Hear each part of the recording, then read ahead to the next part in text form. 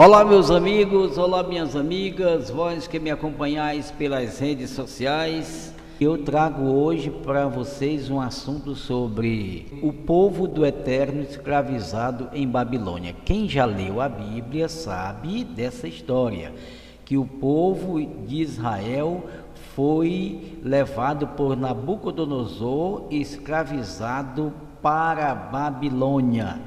E o povo de Israel ficou em Babilônia durante 70 anos. Foram 70 anos de escravidão. Mas o que é importante é sabermos que tudo isso foi figura de um futuro que mais tarde o povo do Eterno espiritual iria vivenciar.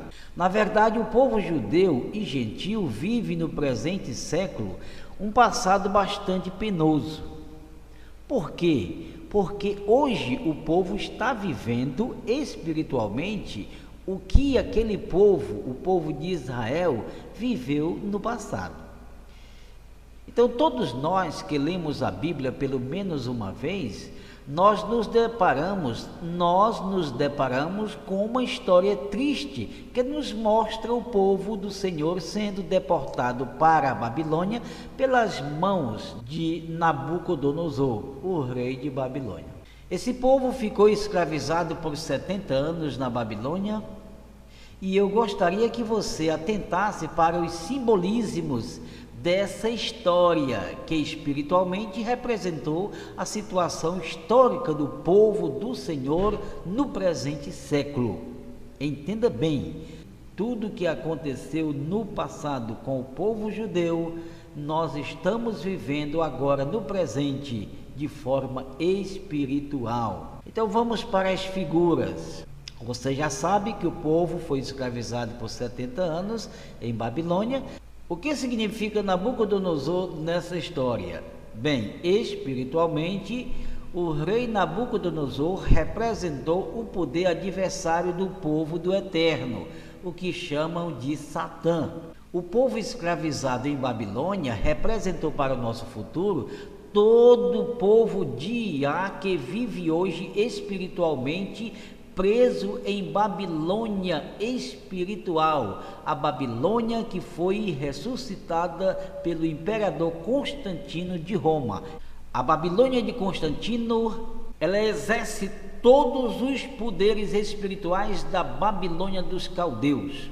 Babilônia representou o mundo religioso atual. Esse mundo religioso atual é a Babilônia espiritual. Muitos aí, querendo se defender, dizem que essa Babilônia espiritual é a Igreja Católica Romana. Não. A Igreja Católica Romana, ela não é definitivamente a igreja meretriz. Ela é uma igreja que aderiu os preceitos, os costumes da meretriz, e por isso espiritualmente ela é Babilônia. Mas não só ela, o povo evangélico, as igrejas cristãs também fazem parte do mesmo corpo da meretriz, a Babilônia. As igrejas cristãs, como elas vieram de Constantino, então elas são as filhas da meretriz. Mãe e filha estão no mesmo barco. E eu quero dizer que todo o povo do Eterno está escravizado na grande Babilônia espiritual. Entenderam? Bem, o povo de Iá está no meio dos evangélicos. O povo de Iá está vivendo espiritualmente a escravidão da verdade. 70 anos é um número simbólico. Ele representa o tempo em que o povo do Eterno permanecer escravizado em Babilônia espiritual. Ou seja, permanecer no meio das igrejas cristãs. Seja 1000 anos ou 2000 anos. Figuradamente é o número 70. Quanto a estar escravizado, significa longe da verdade e obrigados a viverem os enganos e mentiras da Babilônia. Por isso, rogo-vos, irmãos, que não desvieis a vossa atenção para que eu vou lhes evidenciar com respeito à vossa libertação. São escravos espirituais todos os filhos de Iá e, em geral, o seu povo que está circunstancialmente vivendo no país babilônico metafísico. Esse povo prefigurado não é o povo evangélico. O povo evangélico é o povo de Constantino, que faz parte da mesma meretriz Babilônia. O povo que é prefigurado aqui por Israel, sendo escravizado por 70 anos em Babilônia, é o povo de Á que está no meio dos evangélicos. E nesses últimos dias está se aproximando a liberdade do povo de Á, pois todos beberam do vinho da prostituição da maldita Babilônia. Meus amigos, a Babilônia antiga, Babel, foi a capital do reino caldaico. Embora não fosse a cidade mais antiga do império, tornou-se no decorrer do tempo a mais importante pela sua grandeza e influência. Ela era situada nas margens do Eufrates, quase 80 quilômetros ao sul da moderna Bagdá, tendo por perto o Golfo Pérsico. Foi a cidade de Babilônia o centro de comércio do tempo antigo. No tempo de Nabucodonosor, Babilônia era uma das grandes maravilhas do mundo, com enormes edifícios, com uma população maior provavelmente do que outras cidades dos tempos antigos. Babilônia é famosa por suas feitiçarias, por seus rituais e costumes que contaminaram o mundo. Hoje em dia, o mundo todo vive festas, rituais e costumes da meretriz Babilônia, a antiga, adaptada na nova, ressuscitada pelo imperador Constantino de Roma. Até o Israel do Eterno, que está grande parte dentro das denominações cristãs, estão vivendo as contaminações da maldita. Por exemplo, Babilônia, a igreja romana, celebra a festa cognominada Natal, não é mesmo? Para os que permanecem cegos, Natal é uma linda festa, mas para os que conhecem o mistério, sabem que o Natal é uma festa pagã e sua origem é maligna. Vamos ver? Por exemplo, o Natal é a principal tradição do sistema corrupto babilônico. O mesmo surgiu na antiga Babilônia de Nimrod. Nimrod era neto de Cão, filho de Noé. Foi o verdadeiro fundador do sistema babilônico que até hoje domina o mundo com suas feitiçarias. Nimrod construiu a Torre de Babel, a Babilônia primitiva. Nimrod morreu antes de sua mãe Semiramis. Depois de sua morte prematura, sua mãe propagou que nascera um pinheiro da noite para o dia de um pedaço de árvore morta, que significava o desabrochar da morte do Nimrod para a sua nova vida, nascendo daí a árvore do Natal. Todo ano, na data do seu aniversário do dia 25 de dezembro, que é o aniversário de Nimrod, Semiramis alegava que Nimrod visitava a árvore e deixava presentes nela. Veja que coincidência, o dia do aniversário de Nimrod era dia 25 de dezembro. E segundo sua mãe, ele visitava a árvore no dia 25 de dezembro. Esta é a verdadeira origem da árvore de Natal.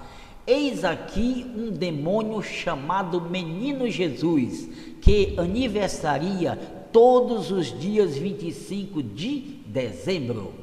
A mãe de Nimrod, por meio de suas artimanhas e astúcias, converteu-se na rainha do céu dos babilônicos. E Nimrod, por vários nomes, converteu-se no divino filho do céu dos babilônicos. No sistema babilônico, a mãe Semiramis e seu filho Nimrod transformaram-se principalmente em objetos de adoração e culto.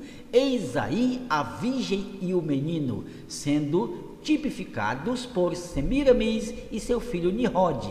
É por isso que o anjo do Apocalipse brada: sai dela, povo meu, para que não sejais participantes das suas pragas. Agora vejam, meus amigos, os deuses da Babilônia. Quando eu digo que a Igreja Católica Romana é espiritualmente a Babilônia, é porque e nós temos comprovação disso. Vamos ver. Os deuses da Babilônia, alguns deles tinham a forma de homem e outros eram em parte homem e animal. Os deuses maiores formavam uma dupla tríade. À frente de todas estava Anu, o deus do céu. Depois Bel, o deus da terra. Em seguida Ea, o deus dos conhecimentos ocultos. A segunda tríade compunha-se de Sim, o deus da lua, e Semas, o deus do sol, e Ramá, o deus do trovão e do raio. Cada deus tinha a sua própria cidade e era ali o maior de todos os deuses. As deusas eram as esposas dos deuses e tinham poderes inferiores aos deuses.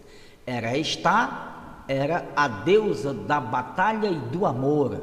Além de todos esses deuses, havia uma inumerável multidão de deuses menores. E foi dos deuses babilônicos que mais tarde os gregos e os romanos fundaram suas religiões politeístas. Esses deuses e deusas eram adorados em cultos e muitas cerimônias. E todos esses deuses passaram para a Babilônia espiritual com novos títulos. E agora vamos ver. Todos estão atuando no nosso meio, no nosso tempo presente. E ainda com mais sutileza, porque a Babilônia, apresenta para a humanidade deuses visíveis e invisíveis. Aí onde está o perigo. Por exemplo, a tríade de deuses da antiga Babilônia está no nosso meio com nomes diferentes. Essa tríade é a popular trindade dos cristãos. O deus da lua está presente, é o popular São Jorge. O deus da chuva está presente, é o popular São José. O deus dos olhos está presente, é a popular Santa Luzia. O deus dos mares está presente, é a popular Iemanjá. O deus do casamento está presente, é o popular Santo Antônio. O deus protetor dos cães está presente, é o popular São Lázaro. O Deus do Natal está presente, é o popular Menino Jesus. Ultimamente, a Babilônia constituiu deuses menores, que também são venerados e adorados por eles e também pelo povo do Eterno, infelizmente. Estes são deuses coletivos e simbólicos que recebem adorações anualmente. Preste atenção.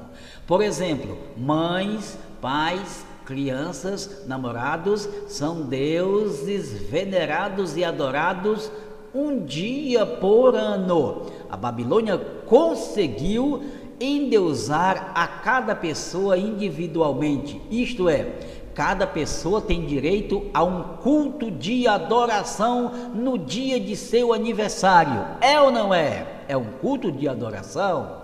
Babilônia conseguiu manter vivos os deuses olímpicos, os deuses do futebol, os deuses do teatro, os deuses da televisão, enfim, o mundo continua contaminado com milhares de deuses e deusas.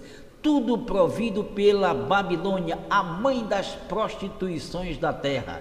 Mesmo assim, o povo de Á ama ser conivente com os seus impropérios dogmáticos e com os seus deuses e aceitam a convivência com os seus dogmas e com as suas idolatrias. Assim diz o Altíssimo: se todos os homens, pequenos e grandes, doutores e leigos, não renunciarem todas as mentiras e enganos babilônicos, todos de igual modo perecereis em seus pecados e nunca obterão o direito a reinar com o Filho do Eterno. Este é o meu recado espiritual. Se você quiser me adicionar no meu Face, adicione-me, Ivan Lopes, e podemos conversar muito mais.